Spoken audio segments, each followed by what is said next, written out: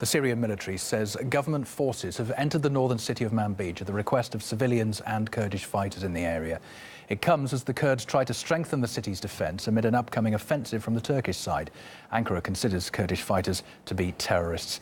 Let's go live to our Middle East correspondent, Paula Sleer, who's across developments. Hi there, Paula. Tension seems to be building over any potential Turkish military action. How real are those fears? I think the fears are real. What we see happening is that the conflict in the northern Syrian city of Manbij continues to escalate. Now, we are receiving reports from the Syrian military that their soldiers have entered the city at the request of the Kurdish fighters and civilians who live there. They've raised their flag, and the concern from locals is that they need assistance against a possible upcoming offensive from the Turkish side. We invite the Syrian government, which we belong to send its armed forces to take over these positions and protect Manbij in the face of Turkish threats. However, right now we are receiving reaction from the Turkish side, and they say that the claims from the Syrian military that they have taken control of the city of Manbij are nothing more than psychological warfare, and that the situation at this point in time remains far from definite. This is a psychological operation. They have raised a flag. An hour ago, I spoke with the intelligence. There is nothing definite yet. Now, all of this comes as the American President Donald Trump made the surprise announcement that he was withdrawing American troops from Syria.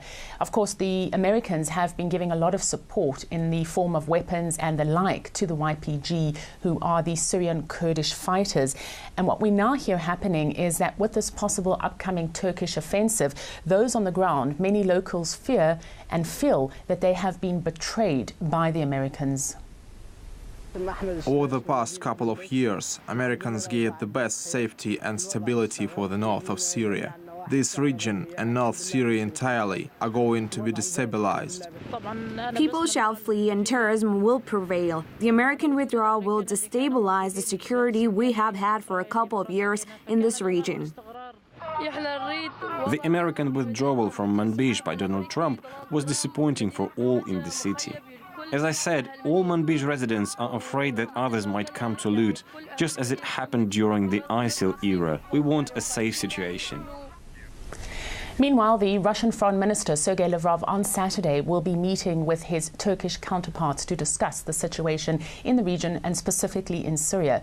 Now, Lavrov has already commented on the growing tensions, and he has said that he feels that the Allied forces will need to bear the brunt of the American withdrawal from Syria.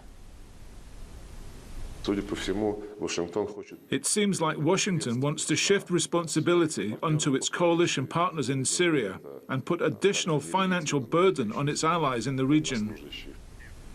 Now, as the situation continues to escalate on the ground, we are bracing for a potential showdown between the United States and Turkey, amongst others.